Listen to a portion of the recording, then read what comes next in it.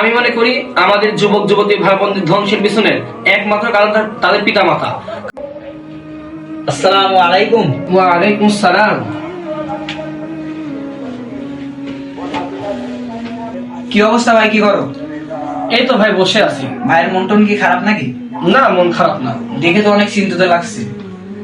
একটা জিনিস নিয়ে ভাবছিলাম ভাই। কি নিয়ে ভাই? আমি একটা জিনিস লক্ষ্য করলাম, বুঝলে ভাই, আমাদের সমাজের ছোট ছোট ছেলে মেয়েরা তাদের জীবন শুরু হওয়ার আগে তারা নিজ হাতে নিজের জীবনকে ধ্বংস করে দিচ্ছে। ছোট ছোট বাচ্চারা রাস্তা দেখার সময় দেখলাম কেউ ফ্রি ফায়ার খেলতেছে, কেউ পাবজি খেলতেছে। তারপর তোমার স্কুল কলেজের ছোট ছোট বোনেরা তারা ফ্রি মিক্সিং এ তারা লিপ্ত হচ্ছে। আর আমি মনে করি আমাদের যুবক যুবতী ভাই বোনদের ধ্বংসের পিছনে একমাত্র কারণ তাদের পিতা মাতা। কারণ বর্তমান সময়ে পিতা মাতার অবস্থা এমন হয়ে গেছে, আমাদের শিশু জন্মের পর আমরা ব্যস্ত হয়ে যাই কিভাবে তাদেরকে উচ্চশিক্ষায় শিক্ষিত করব। আমরা এই শিক্ষিত করার জন্য আমরা তাদেরকে আল্লাহর দিন থেকে দূরে রেখে তাদেরকে স্কুলের বই ধরিয়ে দেই। তারা 5A+, 8A+, মানে এইচএসসি A+, তারা এত ভালো রেজাল্ট করতে করতে গিয়ে এক সময় তারা যখন কলেজে ওঠে, তারা ভার্সিটিতে ওঠে, তারা ওই তোমার বন্ধুদের পাল্লায় পড়ে তারা নিজের জীবনকে ধ্বংস করে দেয়। কেউ ইয়াবা, কেউ হচ্ছে তোমার মেয়ে নিয়ে হচ্ছে আড্ডা, কেউ নানান রকম হচ্ছে মদ মাদকতায় লিপ্ত হয়ে নিজের জীবনকে তারা ধ্বংস করে দিচ্ছে। আর যদি আমরা তাদেরকে ছোট থেকে দিনের শিক্ষা দিতাম, তাদেরকে যদি আমরা কোরআন সম্পর্কে, জাহান্নাম সম্পর্কে জানাতাম, তাহলে তারা এই এতটা খারাপ কাজে লিপ্ত হতে পারতো না।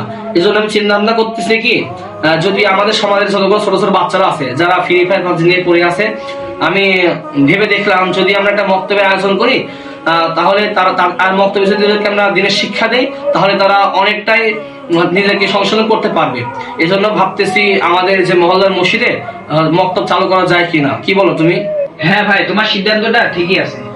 হ্যাঁ ভাই, যখন চিন্তা করলাম আজকে রজব মাসের 2 তারিখ পড়লো, আর রমজানের 2 মাস বাকি আছে মাঝখানে।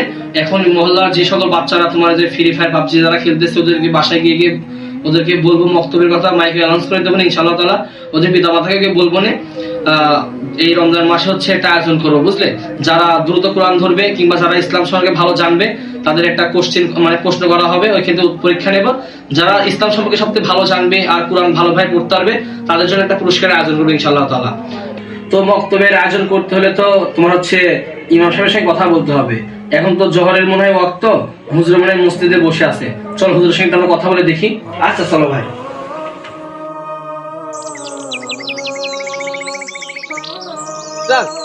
ওই যে কিছু ছেলেদের আছে, ওকে গোতে দেখতে ঘুরে আসে। মার মার মার क्या बोला তাড়াতাড়ি যা। এই তোমাদের কি অবস্থা? এই আলিফ,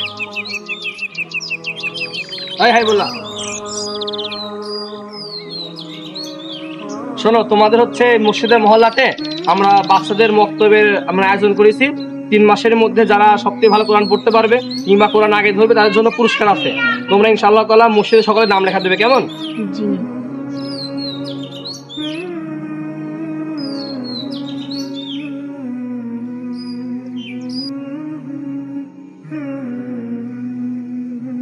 আসসালামু আলাইকুম। আমরা হচ্ছে উদ্যোগ নিছি, এখন তো রজব মাস পড়ে গেছে, আর 3 মাস বাকি আছে রমজানের, রজব, শাবান, রমাদান। হ্যাঁ, আমরা চাচ্ছিলাম কি মহল্লার যে সকল বাচ্চারা ধরেন নেশাগ্রস্ত, যারা হচ্ছে ছোট ছোট বাচ্চারা যারা দিন থেকে দূরে আছে, আমরা চাচ্ছিলাম কি তাদেরকে হচ্ছে মানে কোরআনের শিক্ষা দিতে। 3 মাস আছে, আমরা পুরস্কারের আয়োজন করেছি। যারা 3 মাসের মধ্যে ভালো কোরআন পড়তে পারবে তাদেরকে আমরা একটা বড় ধরনের গিফট দেব ইনশাআল্লাহ তাআলা।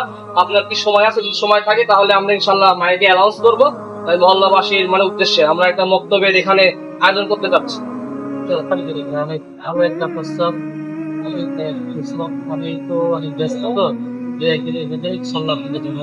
আচ্ছা, ইনশাআল্লাহ তাআলা আপনি তাহলে ফ্রি হয়ে আমাদেরকে জানান।